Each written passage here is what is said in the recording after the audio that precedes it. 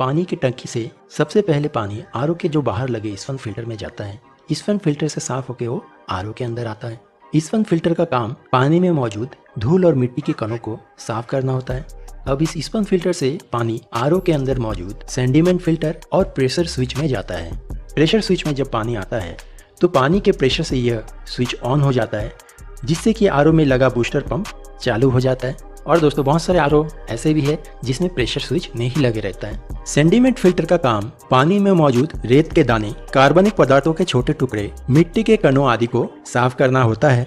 Sediment filter से पानी फिर प्री कार्बन में जाता है। प्री कार्बन फिल्टर के अंदर एक्टिवेटेड कार्बन होता है जो पानी में मौजूद क्लोरीन, कार्बनिक पदार्थ और पानी के दुर्गंध को यह दूर करता है।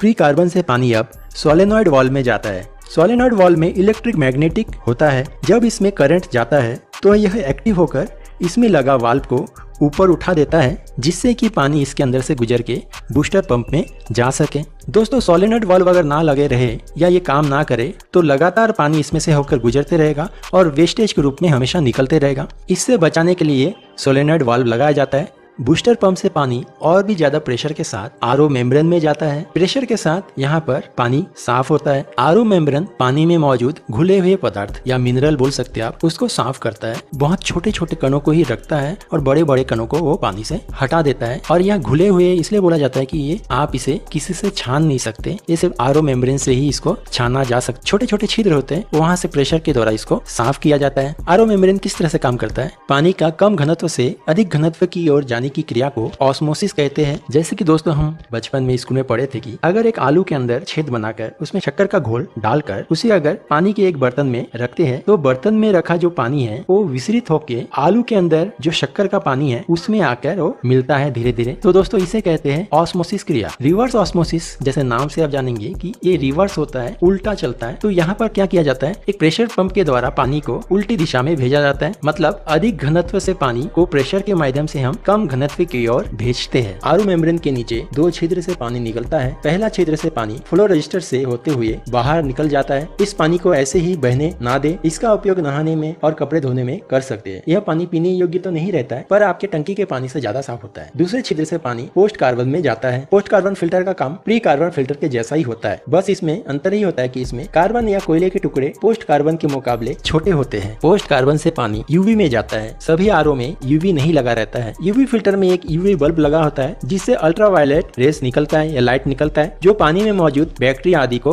नष्ट करता है। अब दोस्तों यूवी फिल्टर से पानी एल्कलाइन कार्ट्रिज में जाता है। एल्कलाइन कार्ट्रिज का काम पानी को साफ करना नहीं होता है, बल्कि इसमें मिनरल को मिलाना होता है। दोस्तों इसके अंदर अलग अलग तरह के पत्थर के टुकड़े होते हैं। जब पानी इसमें से होकर गुजरता है तो पत्थर में मौजूद मिनरल पानी में घुल जाता है और पानी का यह पीएच लेवल को भी ठीक करता है। एल्कलाइन कार्ट्रिज से पानी आरओ टैंक में पहुंचता है और अब इसे आप पी सकते हैं। दोस्तों हमने पानी का कनेक्शन देख लिया। अब दोस्तों देखते हैं इसके बिजली के कनेक्शन को, देखते हैं कि किस तरह से कौन सा पॉइंट जुड़ा हुआ है। सबसे पहले 2 पिन सॉकेट से करंट एसएमपीएस में जाता है। एसएमपीएस से फेस का जो वायर है वो प्रेशर स्विच की ओर जाता है। दोस्तों बहुत सारे आरओ में प्रेशर स्विच नहीं लगे रहता है, किसी किसी में लगे रहता है। प्रेशर स्विच में पानी का प्रेशर पड़ता है तो यह स्विच ऑन हो जाता है। तब यहाँ से करंट फ्लोटिंग स्विच में जाता है। अब जब दोस्तों आरओ के जो टैंक है उसमें अगर पानी कम होता है तो ये फ्लोटिंग स्विच ऑन हो जाता है और इससे क्या होता है, यहाँ से जो करंट है यहाँ से करंट सीधा आपके बूस्टर पंप और सोलेनॉइड वाल्व में जाता है। एसएमपीएस से जो निकला दूसरा वायर होता है जो न्यूट्रल होता है उसे हमें सोलेनॉइड वाल्व और बूस्टर पंप के दूसरे सिरे में